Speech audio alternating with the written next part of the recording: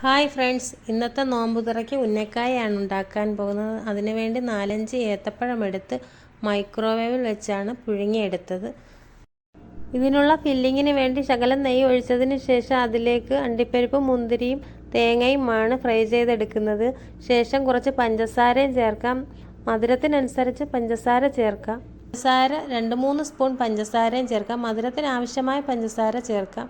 എല്ലാം കൂടി ഒന്ന് ചെറിയ രീതിയിലൊന്ന് ചൂടായതിന് ശേഷം മാറ്റി വെക്കുക. ഇനി നമുക്ക് പഴം തൊലി കളഞ്ഞതിന് ശേഷം എല്ലാം കൂടി ഒന്ന് കുത്തി ഉടച്ചെടുക്കുക. ഉടച്ച് കുഴച്ച് ഈ രൂപത്തിലാക്കി എടുക്കുക.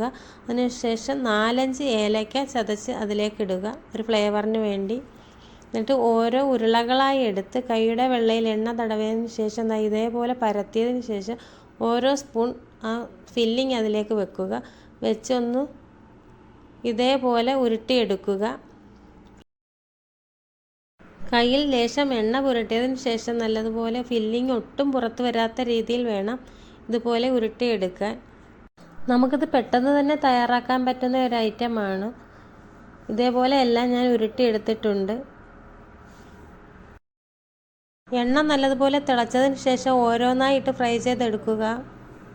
കയ്യിലോട്ട് എണ്ണ തെറിക്കാത്ത രീതിയിലായിരിക്കണം എണ്ണയിലേക്ക് ഓരോന്നായി ഇടുന്നത്. അത് ശ്രദ്ധിക്കേണ്ടുന്നതാണ്. ഒരു പുറം ഒന്ന് ഫ്രൈ ആയി വരുമ്പോൾ നമുക്ക് തിരിച്ചിടാം. കുറേ നേരമൊന്നും ഇത് ഫ്രൈ ചെയ്യേണ്ട ആവശ്യമില്ല. അങ്ങനെ നമ്മുടെ നോമ്പുതുറ സ്പെഷ്യലായ ഉന്നക്കായ റെഡി ആയിട്ടുണ്ട്. ഇഷ്ടപ്പെട്ടവർ ഒന്ന് ഉണ്ടാക്കി നോക്കണേ.